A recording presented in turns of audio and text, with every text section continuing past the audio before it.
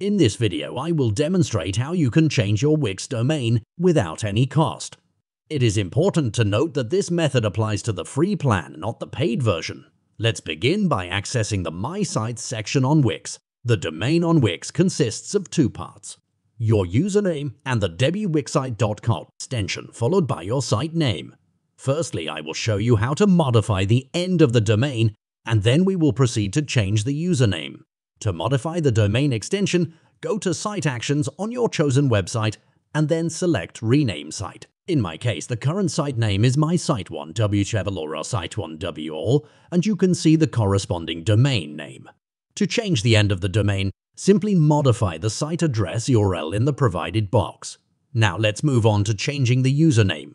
To do so, click on the profile icon located at the top right corner and then navigate to Account Settings. Under this section, you will find Account Name C, which is responsible for changing your username and consequently altering the domain.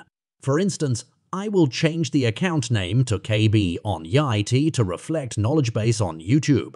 Don't forget to save your changes. Doing so will update the domain across all of your websites. As you can see, the new domain now reads KB and YIT Wixsite.com short test year.